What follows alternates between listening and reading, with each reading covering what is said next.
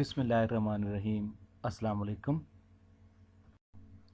Welcome to my YouTube channel Systematic Way to Physics. Dear students, now in this lecture we are going to study the drift of a gyrating particle in a gravitational field.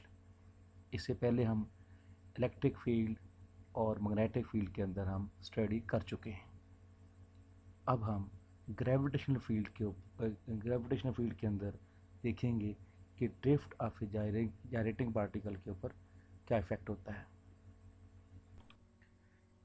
As we have studied in the presence of uniform electric field and magnetic field, drift velocity of the guiding centre is given by VE, that is the drift velocity in the presence of electric field, is equal to E cross B over B square होता है.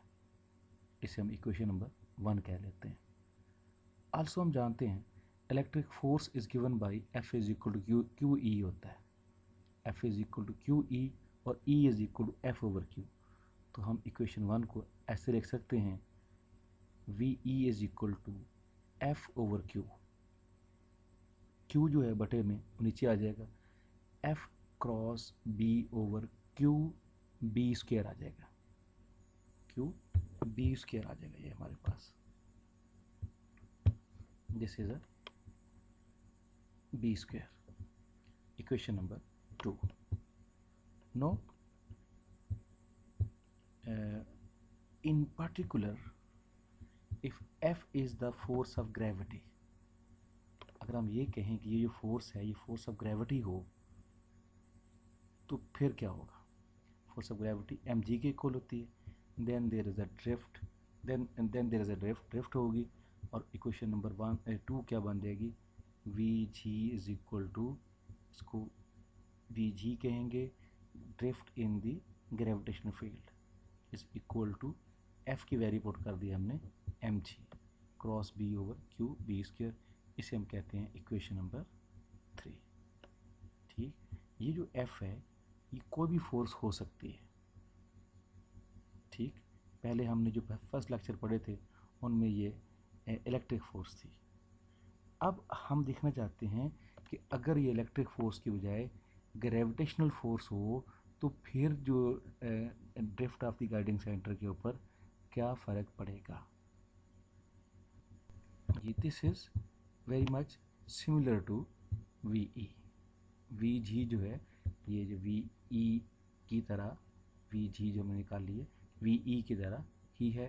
लेकिन VE क्या थी, in that it is perpendicular to both the force and B. जो VE थी वो electric force और magnetic field के परपेंडिकुलर होती है. But it differs in one important respect. जो VE है वो डिफ़र करती है किससे, VE से. The drift VG changes sign. VG के जो साइन होंगे वो बदल जाएंगे विद पार्टिकल के चार्ज के साथ. Under a gravitational force ions and electrons drift in opposite directions. Gravitational field के अंदर जब ग्रेविटेशनल फोर्स लग रही होगी सेम डायरेक्शन में, इलेक्ट्रॉन्स और आयन जो होंगे वो अपोजिट डायरेक्शन में जो है वो ड्रिफ्ट करेंगे. पहले क्या हुआ था, पहले जो हमने पढ़ा है in the presence of uniform electric field, both although were gyrating in opposite sense. दोनों अपोजिट डायरेक्शन में जो थे, अपोजिट सेंस में वो जायरेट कर रहे थे, घूम वो मुख्तलिफ डायरेक्शन में रहे थे. एक अगर फ़र्ज़ किया क्लॉकवाइज में, दूसरा एंटी क्लॉकवाइज में घूम रहा था, लेकिन दोनों जो ड्रिफ्ट कर रहे थे वो एक ही डायरेक्शन में कर रहे थे. अब यहाँ पे क्या है, यहाँ पे वो जायरेट भी अपोजिट डायरेक्शन में कर रहे हैं और ड्रिफ्ट भी अपोजिट डायरेक्शन में कर रहे हैं, क्योंकि ग्रेविटेशनल फील्ड के अंदर उनका ये ग्रेविटेशनल फोर्स जो है वो सेम डायरेक्शन में एक्ट करती है. Ions and electrons drift in opposite direction. So electron के लिए Vg is equal to minus Q is equal to minus mg cross B over Q B square. Similarly positive particle के लिए, ion के लिए, positive ion के लिए Vg for positive particle is equal to capital M. ये जो capital M है ये मैस ऑफ आयन आई है, G cross B over Q B square. So there is net current density in the plasma given as, क्योंकि दोनों तरह के चार्ज पार्टिकल मौजूद हैं, इलेक्ट्रॉन्स और आइंस, और दोनों अपोजिट डायरेक्शन में मूव कर रहे हैं, तो जो हमारे पास करंट डेंसिटी होगी वो फिर हमारे पास उसका नेट मौजूद होगा। जैसे जैसे सेमीकंडक्टर में, डायोड में या पी एन जंक्शन में इलेक्ट्रॉन्स और होल जो होते हैं वो मूव करते हैं अपोजिट डायरेक्शन में और टोटल करंट उनका सम होता है। उसी तरह यहाँ भी क्या होगा, यहाँ पे इलेक्ट्रॉन्स और आयंस दोनों जो हैं वो अपोजिट डायरेक्शन में मूव कर रहे हैं। जो करंट डेंसिटी होगी वो फिर, क्योंकि करंट डेंसिटी एक वेक्टर क्वांटिटी है, तो अपोजिट डायरेक्शन क्या करेंगे, हम उनका डिफरेंस ले लेंगे, नेट ले लेंगे। तो करंट डेंसिटी जे पहले पॉजिटिव आयन के लिए क्या होगी, J is equal to n q v, ये हम पढ़ चुके हैं।